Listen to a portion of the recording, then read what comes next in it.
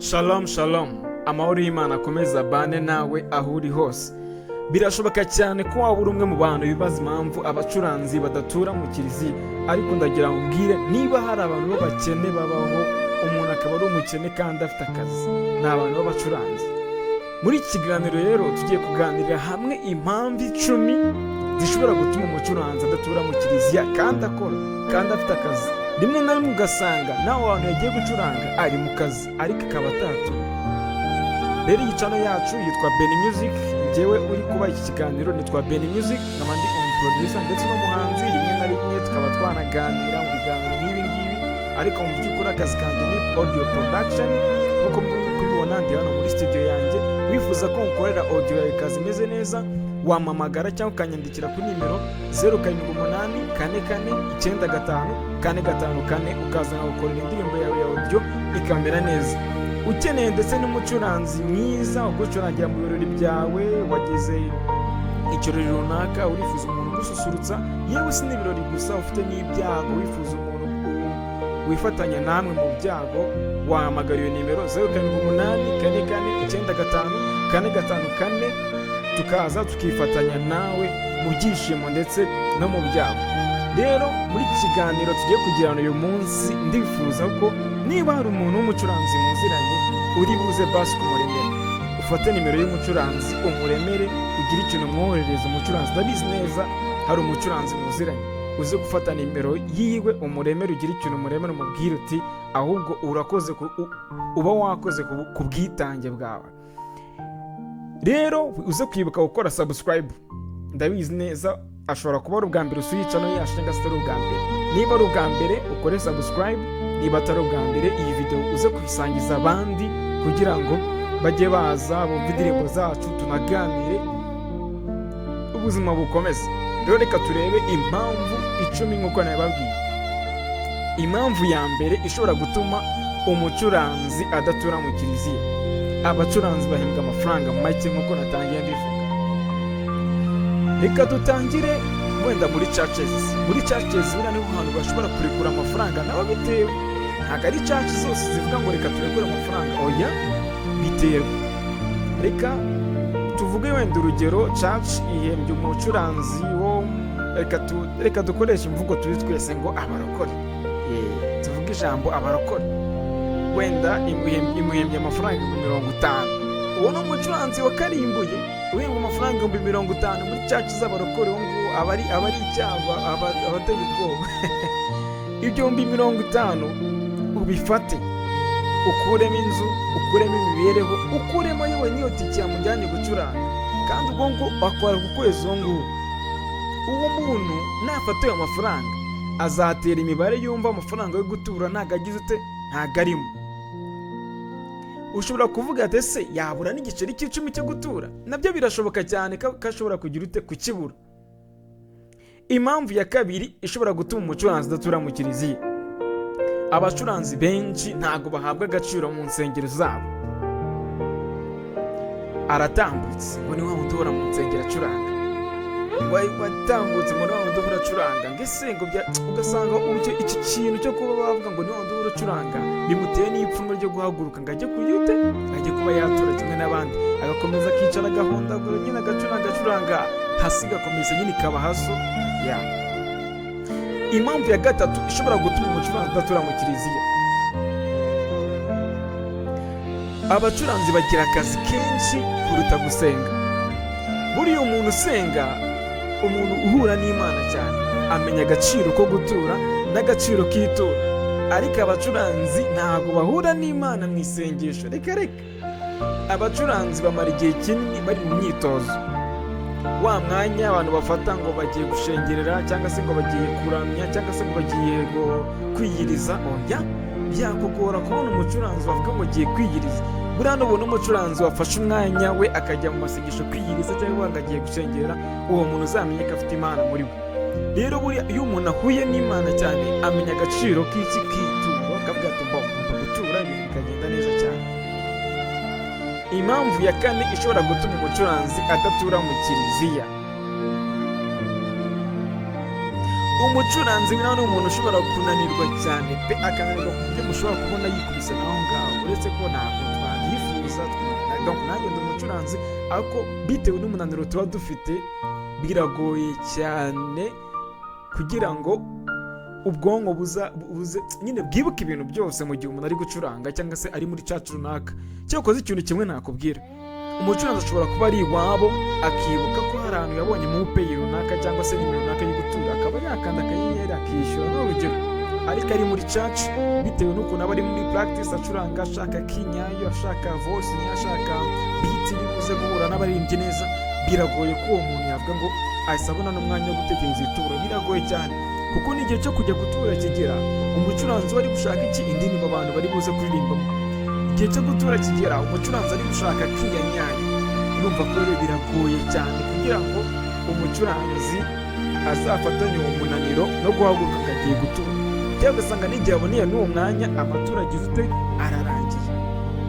Impamvu ya gatanu ishobora gutuma umucuranzi adatura mu kiliziya, umucuranzi ashobora kutumvikana n'abayobozi b'itorero cyangwa se n'abayobozi ba kiliziya. N'urugero uretse ko muri kiliziya ni ibindi bindi, hari amategeko tuba dufite atugenga cyangwa se abagenga ashobora gutuma umuntu atagongana n'abayobozi b'itorero. Ariko tuvuge mu buzima rusange, tutavuze ngo ni kiliziya cyangwa se n'igihe handi, umucuranzi ashobora kugirana ibibazo cyangwa se amakimbirane n'abayobozi b'itorero, bigatuma adatura, akavuga ati bariya abantu bimeze gute. Kuko akenshi na kenshi muzabirebera bakunda kuvuga ngo abacuranzi ngo ni abantu ngo bibona, ngo mu nsengero ngo barirata. Ntabwo ibyo bintu muba mubeshye. Umucuranzi ashobora kwirata pe, akirata. Sometimes hari igihe bibaho umucuranzi akumva ko nyine ari akomeye cyane, ariko burya haba harimo kwibeshya, kuko ntabwo ari wowe ubucuranga, si njyewe, ni Imana, ni Roho Mutagatifu uri kuncurangira njyewe. Ariko nyine nk'uko bivuga, umucuranzi ashobora kumva ko yacuranze ngo yashyizemo ngo beat ikomeye, ngo abantu barishima barabyina cyane. Ibyo bintu rero bishobora kumutera kwibona, kumva nyine ubwibone buramurushya, ariko ntabwo aba ari byo vema, ntabwo aba ari byo. Burya umucuranzi aba agomba kwiyoroshya. Rero iyo mpamvu yo kutumvikana n'itorero ishobora gutuma umucuranzi adatura cyangwa se kutumvikana n'ubuyobozi bwa korali, bigatuma nyine adatura, kumva ko atagomba gutura. Impamvu ya gatandatu ishobora gutuma umucuranzi adatura, ni impamvu isekeje cyane muraza kuyumva namwe museke. Umucuranzi ahozwaho igitutu. Buri mucuranzi ni umuntu uhozwaho igitutu cyatari, yaba mu nsengero, yaba muri kiliziya, yaba aho ariho hose. Tuvuge urugero, umucuranzi niba muri service ya mbere yaracuranze neza, ibintu bikagenda neza, abayobozi b'itorero cyangwa abayobozi ba korali baraza kumutegeka yuko no muri next services nabwo azacuranga neza, abakristo bakagira ute, bakishima. Rero iyo pressure ishobora kumuzamukana ikanamwibagiza gutura. Iyo ni impamvu isekeje kandi ikunda kuba ku bacuranzi benshi cyane. Buri umucuranzi kandi iyo mpamvu iraza yungikanya n'impamvu twavuze hejuru ivuga ko umucuranzi aba ananiwe cyane. Uku kunanirwa biterwa n'izo pressure zose. Umucuranzi bakamushyiraho pressure, ugasanga ibintu nyine iyo mpamvu yari isekeje cyane. Ndi gutegura iki kiganiro, iyo mpamvu yansekeje cyane rwose, numva ntabwo byoroshye nyine guhozwaho igitutu. Hari ukuntu nyine abacuranzi tuba turi gucuranga, ugacuranga ibintu bikagenda neza pe, bikagenda neza nawe ukumva wacuranze. Buriya nta kintu kidushimisha nk'abacuranzi. Iyo ucuranze ukumva nk'umukristo hanze arakubwira ati vrema byagenze neza, hagutamo nk'agatipu. Ushobora kubaza nimero yawe cyangwa se nimero yawe akayibaza umuntu wo muri korali ati tubwira nimero y'uwo mucuranzi, akagutamo agatipu. Icyo urishima cyane. Aho ngaho tukiri aho ngaho rwose dushimira abantu bakurikirana iki kiganiro. Niba uzi nimero y'umucuranzi uze kumutamo. Nanjye ndi umucuranzi rwose, hasa natwe tuzimamo. Ushaka kubonamo rwose ya nimero navuze imbere, iyo nimero yanjye uraza no kuyibona hano muri description. Nawe ushatse rwose wanamukandemera kuko tuba twarakubiswe abacuranzi. Ntabwo ibintu byoroshye, ariko ngenda tura rwose. Ntabwo navuga ko natura, ngenda tura. Nshobora kuba ntatura mu kiliziya bitewe n'impamvu ziri hejuru twavuze, ariko iyo ngeze mu rugo ndatura. Cyangwa se iyo ngiye mu misa ntacuranze ndatura vuyemo pe, ndatura. Kuko izo pressure twavuze hejuru nanjye zingeraho, kuko ndi umucuranzi na bagenzi banjye. N'izo pressure nyine duhura nazo twese. impamvu ya karindwi rero ishobora gutuma umucuranzi adatura mu kiliziya: kubura amahirwe yo kwiteza imbere. Icyo kintu tukiganireho, haba mu bayobozi b'amakorali, haba mu bayobozi b'amacaci cyangwa se mu bayobozi bahiye. Abacuranzi ntabwo ari abantu bahabwa umwanya wo kwiteza imbere. Turebe urugero, usanga mu makorali ngo habayeho imyiherero y'abaririmbyi cyangwa se imyiherero y'abadirija cyangwa se imyiherero y'abaki, ariko biragoye kugira ngo uzabone itorero ryapanze umwiherero w'abacuranzi. Ni ibintu bigoye cyane. Cyangwa se usanga hari itorero ryapanze umwiherero cyangwa se tubyite mu kida cyangwa se ikibina, uretse ko abantu benshi bifuje ngo badakunda ibina, cyangwa se tuvuge nyine ikintu gishobora guhuza abacuranzi bo muri church yose. Cyokoze nko muri katolike bo bijya bibaho cyane, ugasanga hari nka team bishinzwe, ariko nabwo ntabwo bikorwa neza ngo ibintu bijye ku murongo. Umucuranzi ahabwa ijambo nyine, hajyeho na cost, igiciro runaka kigenewe umucuranzi. Ni ibintu biba bigoye cyane kandi biba bikeneye gukorwa, ariko bidakorwa rwose. Abacuranzi bagomba kugira space de l'organiste, niko twabivuga. Abantu wenda bazi icyongereza cyane cyangwa igifaransa cyane baraza kudusobanurira nyine batubwira, ariko tuvuge karikizi, it's a pianist space nyine y'abacuranzi, bagira nyine space yabo, ku buryo umucuranzi avuga ngo njyewe mfite ikibazo runaka. Wenda abantu twize mu masegonderi hari ibyitwa ngo space garçon cyangwa space fille, ni ahantu abakobwa bahuriraga ari bose, abakobwa gusa, bakaganira ibibazo byabo. Cyangwa se space garçon ni ahantu abasore bahuraga bakaganira ibibazo byabo bonyine. Niba wenda mu basore hari umuntu wababaje runaka, bakaba babikemura, nta nyine ibibazo bitazamutse ngo bijye muri space free, nyine bigakemurirwa aho ngaho. Rero n'abacuranzi mu macaci cyangwa se n'ahandi rwose mudufashe, mudushakire space z'abacuranzi, mudushakire amaspace y'abacuranzi. Icyo kintu cyo kuvuga ngo umucuranzi natura mu kiliziya tukivaneho rwose, mujya mudutamo. tuba twakoze cyane rwose. Iyo umuntu afashe umwanya y'amasaha nkangahe akaza akiga gucuranga chords, ugasanga umuntu yize agiye kwiga hanze gucuranga, araje muri church ari gucurangira ubu. Ese kwibwira akazabaho? Bwira nawe uwo muntu urumva utamukiremo. Mureka twese duharanire umugozi umwe, dufatanye. Impamvu ya 8 ishobora gutuma umucuranzi adatura mu kiliziya nayo ni impamvu isekeje. Buri bacuranzi ni abantu bakunda amafaranga cyane. Abacuranzi ni abantu bakunda amafaranga, ariko impamvu bakunda amafaranga irumvikana. Bayabona bayasonze, bayafitiye inyota. Buryo uzarebe iyo umuntu aguhaye amazi ufite inyota cyangwa ufite icyaka, utuyamira. Rero aya mafaranga araza. Tuvuge urugero, niba umucuranzi wenda reka na kiliziya tuyizo, tuvuge muri kiliziya biragoye kugira ngo uzabone korali ikurengereza amafaranga 10,000 ngo ugiye gucuranga misa. Biragoye. Ndetse niyo korali ishobora kuguhereza 10,000, niyo korali biteye ubwoba pe, iba iteye ubwoba kuri paruwasi runaka, ivuga ati iyi korali ntabwo isanzwe rwose, iyi ngiyi irihariye. Ibaze mumuhaye 5,000 cyangwa 10,000. Ese uwo muntu kandi buri 5,000 cyangwa 10,000 birimo n'itike, ese uwo muntu ababaho gute mu nzu? Arishyura inzu gute? Biragenda gute?